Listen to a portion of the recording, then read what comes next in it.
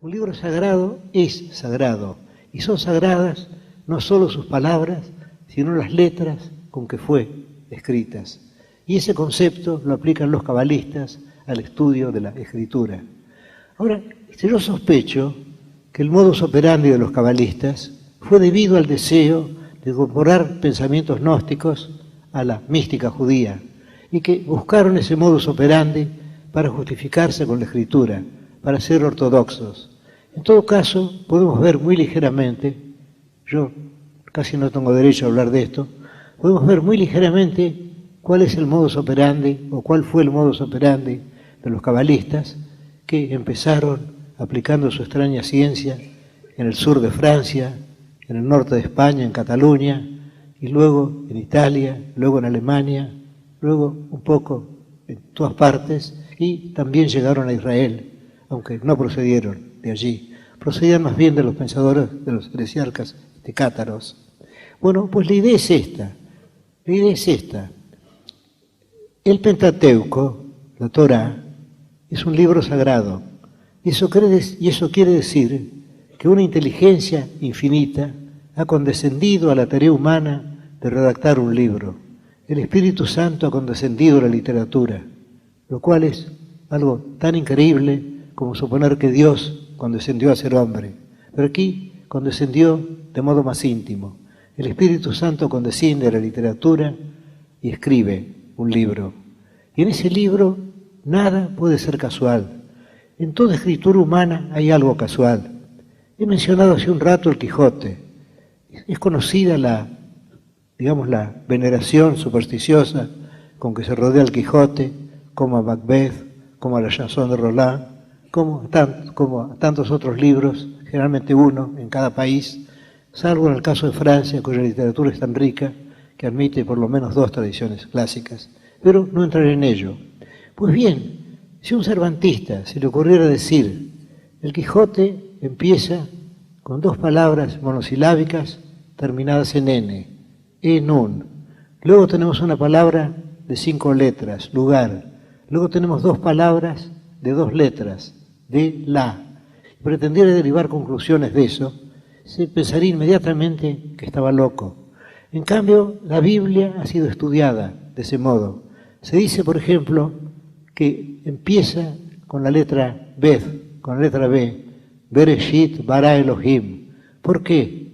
Dice, en el principio creó dioses, los cielos y la tierra. El verbo es singular y Dios es plural. ¿Por qué empieza con la B? Porque la B es la letra inicial, según me dicen en hebreo, deben decir lo mismo que es en español. Y el texto no podía empezar con una letra que correspondiera a una maldición. Tenía que empezar con una. Luego hay otra circunstancia muy curiosa que tiene que haber influido profundamente en la Cábala. Y la circunstancia de que Dios, cuyas palabras fueron el instrumento de su obra, según dice el gran escritor español Saavedra Fajardo, Dios cree el mundo mediante palabras. Es decir, Dios dice que la luz sea y la luz fue. Y de ahí se llegó a la conclusión de que el mundo fue creado por la palabra luz o por la entonación con que Dios dijo la palabra luz. Si hubiera dicho otra palabra con otra intonación, el resultado no habría sido la luz, habría sido otro. Y ahora llegamos a algo casi tan increíble como todo lo que yo he dicho hasta ahora, algo que tiene que chocar a nuestra mente occidental, que me choca la mía, pero que es mi deber referir. Y es esto: cuando pensamos en las palabras, pensamos históricamente que las palabras fueron en un principio sonido y que luego llegaron a ser letras. En cambio, en la Cábala, la palabra quiere decir recepción, tradición. En la Cábala se supone que las letras son anteriores, es decir, que las letras fueron los instrumentos de Dios, no las palabras significadas por las letras. Es como si se pensara que la escritura, contra toda experiencia, fue anterior a la dicción de las palabras. Entonces, llegamos así a la idea de que, como no hay nada casual en la escritura, todo tiene que ser determinado. Por ejemplo, el número de las letras. Y luego se inventan equivalencias entre las letras. Se la trata así y se inventan diversas leyes para leer la escritura. Por ejemplo, se puede tomar cada letra de la escritura y ver que esa letra es inicial de otra palabra. Entonces leer la otra palabra significada así por cada una de las letras del texto. O si no, pueden formarse dos alfabetos.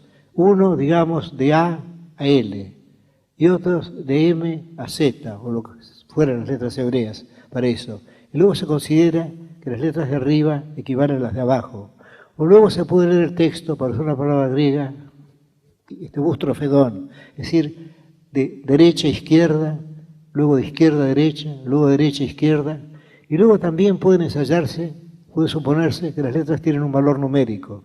Y todo esto forma con una criptografía y todo puede ser descifrado y los resultados de esa criptografía son atendibles, ya que tienen que haber sido previstos por la inteligencia de Dios, que es infinita. Yo sospecho que la doctrina fue anterior al modus operandi.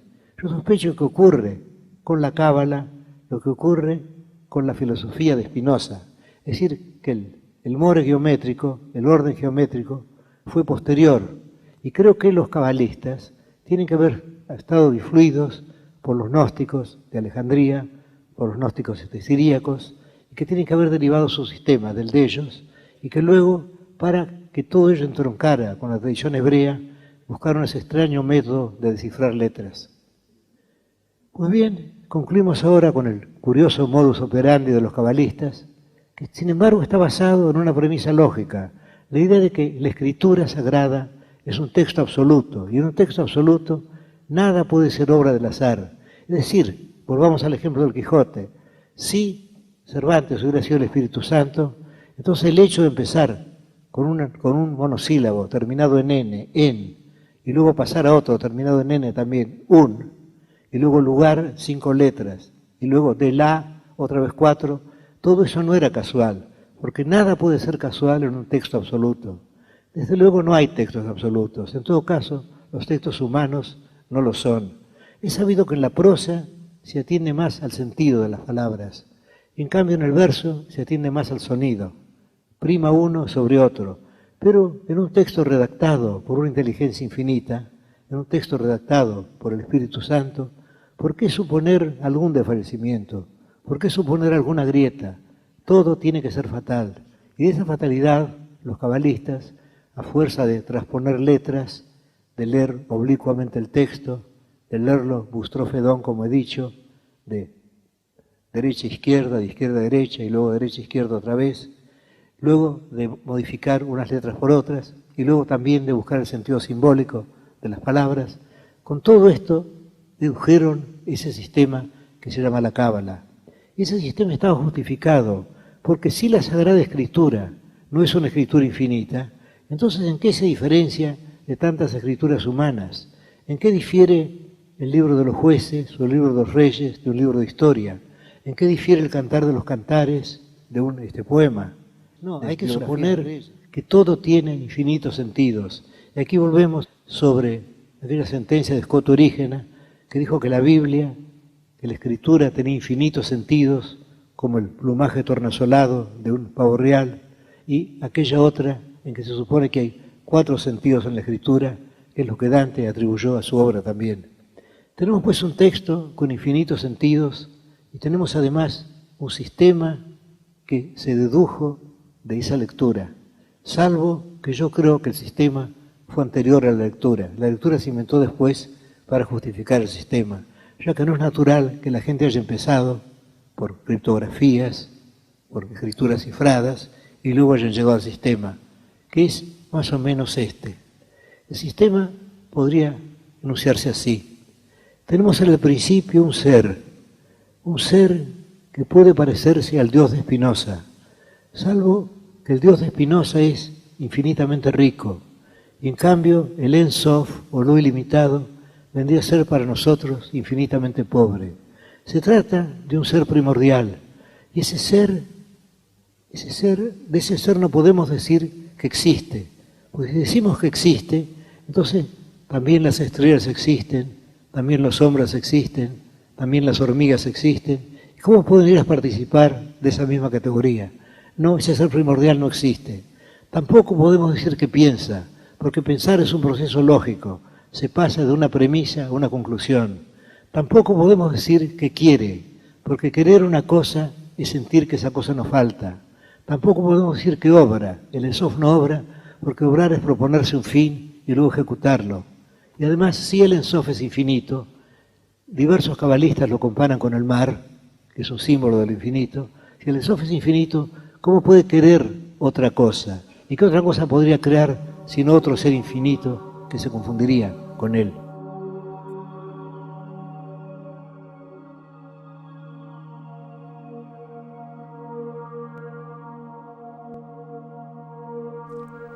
Bueno, fue a partir de mi encuentro con el libro Borges y la cábala a la búsqueda del verbo de Saúl Sosnowski que quise acercarme a este desafío. Esto no es solamente un libro, aunque también lo es. Describirlo como un objeto es preciso, es justo, es correcto. Creo que también es inadecuado. No es una casualidad que me haya sentido tan atraída por estos temas. En toda mi obra se ve una búsqueda permanente de mostrar, de acceder a lo que no está oculto, pero tampoco es evidente. En esta obra creo que se da el deseo de un encuentro entre imagen y letra, respetando cuáles son las fronteras, cuáles son los límites de la imagen y de la letra, y al mismo tiempo tratando de superar esos límites, de buscar dónde están los nexos de la interpretación. El gran desafío plástico cuando se trata de que la imagen dialogue con un texto es pasar por sobre lo que significa una mera ilustración y conseguir que la imagen tenga una riqueza por sí sola que invite a ser recorrida y que induzca a este camino que es una invitación. En última instancia, es también como saber gozarlo, porque la cábala también es eso. En el ejercicio teológico, en el acto teológico, también está el goce del encuentro. La realización de esta obra fue iniciar un camino hacia lo desconocido. El rabí lo miraba con ternura y con algún horror. ¿Cómo, se dijo, pude engendrar este penoso hijo y la inacción dejé, que es la cordura? ¿Por qué di en agregar a la infinita ser y un símbolo más? ¿Por qué a la vana madeja que en lo eterno se devana? De otra causa, otro efecto y otra cuita. En la hora de angustia y de luz vaga, en su golem los ojos detenía. ¿Quién nos dirá las cosas que sentía Dios al mirar a su rabino en Praga? En la biblioteca de Babel, Borges imagina el universo como una inmensa biblioteca, en donde todos los libros están en un completo desorden que a fuerza de repetirse se convierte en un nuevo orden. Cada uno de estos libros, dice Borges, tiene determinada cantidad de páginas, determinada cantidad de renglones, en donde hay exactamente 80 letras. Las letras que pueden verse en los bordes superior e inferior, que son además exactamente 80, conforman dos palabras, en castellano todos, y dada vuelta esta palabra, sodot, que en hebreo significa secretos, es decir, que aquí dice todos los secretos. Buscando esta sensación abrumadora que transmite el relato, al dar vuelta la hoja, se encuentra uno frente a la misma imagen en otros colores y con variaciones. Está lleno de simbolismos ocultos, a veces autorreferenciales, como por ejemplo cuando aparecen las dos figuras más grandes, la de la cabra y el pescado, que tienen que ver con mi propio nombre. Si repitiéramos este grabado muchas veces, aparecerían los hexágonos de los que habla Borges, y de esta manera, a fuerza de repetición, estaría yo tal vez aludiendo al infinito.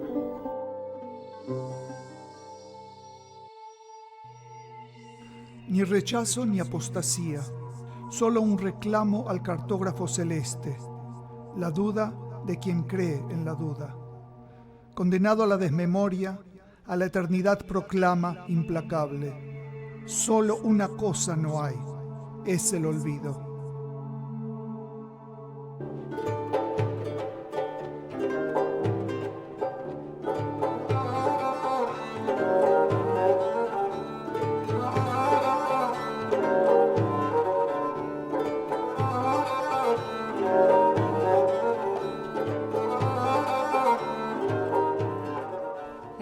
relato La escritura del Dios, Borges habla de un secreto que el Dios escribió el primer día de la creación y que solamente un elegido podría descubrir. Para asegurarse el paso de generación en generación, el Dios escribió ese secreto en las rayas de los tigres. Traté de representar todo lo que está a la vista y sin embargo no es evidente para todos. Solamente aquel que esté preparado para verlo lo percibirá. En una primer mirada puede fácilmente reconocerse la imagen de un tigre y sobre su borde transitando muchos de mis personajes. Algunos remiten claramente al cuento de Borges, otros a imperios contemporáneos y otros a imágenes bíblicas. El secreto está escondido en las rayas de este tigre. Humillación de no ser, de no saber, arrogancia que soslaya la vergüenza, ambición de ser Dios sin ser siquiera hombre, sacerdocio sin cuerpo, sin sombra, simulacro, ser a pesar de la nada, hijos de una gota y de un sueño, magia humana del engaño, ser, hijos del deseo de ser.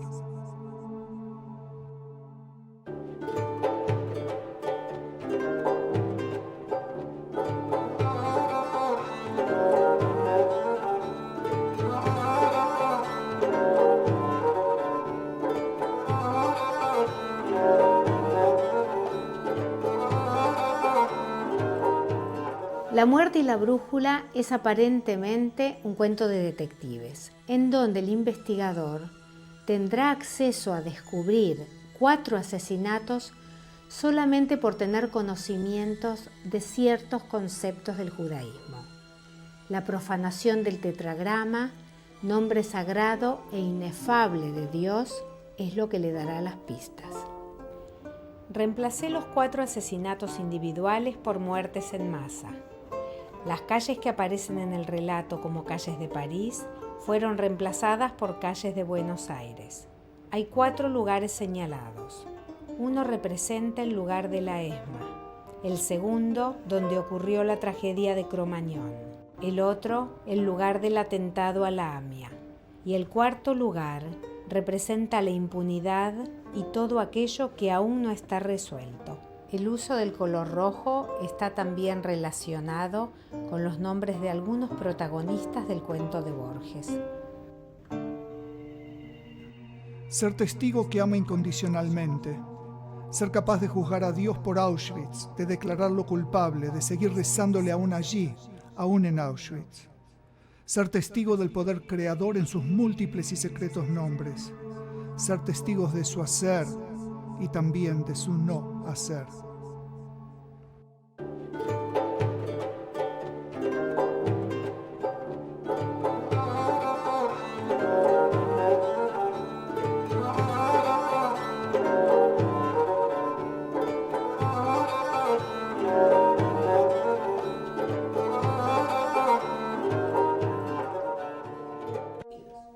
Borges habla del rojo Adán del universo, y este grabado se vincula con el relato bíblico, en donde Dios hace desfilar a la creación delante de Adán para que él dé nombre a las cosas. Primero se ve un perfil humano rojo y 3 letras hebreas, una Aleph, una Dalet y una Mem, que pueden leerse Adam o Adamá, que quiere decir tierra, y también Adom, que quiere decir rojo. Al abrir la hoja desaparecen entonces las letras y aparecen los animales de la creación, y en el centro un cuadrado que representa el Aleph. Y allí encontramos al poeta, ya que él también da nombre a las cosas. Tras siglos y milenios, en el no fin de los tiempos, la creación desfila ante Adán. Trémulo, pálido, por siempre rojo, de Aleph nutre cada letra y cada nombre.